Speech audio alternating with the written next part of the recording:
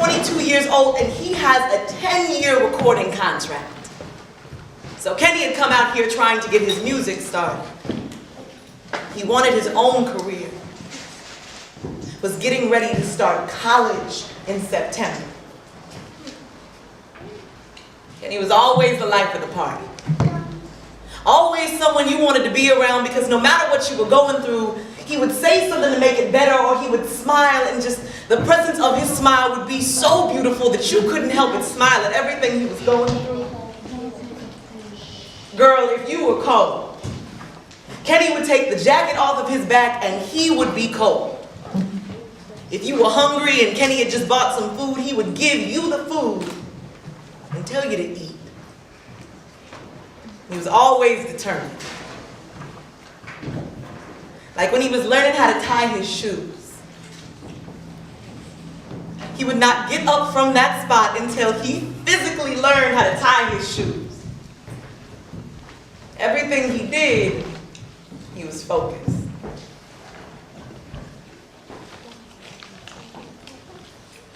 Kenny was born in '91, and he was only 19 when he was murdered.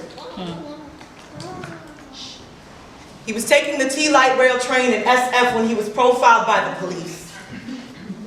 He was asked to supply proof of purchase, and because he did not supply a bus transfer, he was taken off the T train and made to sit on the platform for 20 to 25 minutes.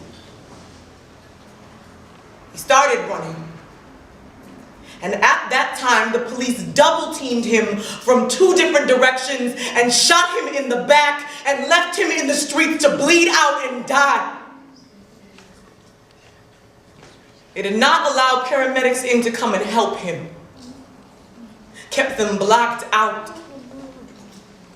The fire department was only 7 minutes away, so they were there immediately. Still, they did not allow my son to receive any services. They just stood over him with their assault rifles. There's no coroner's report. No medical examiner's report. When a death happens, it has to be recorded. When you're born, you get a birth certificate, and when you die, you're supposed to get a death certificate, but my son never got one.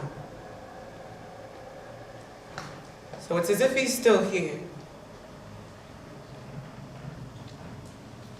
It's a lot easier now that I'm here in San Francisco, because when I was in Seattle,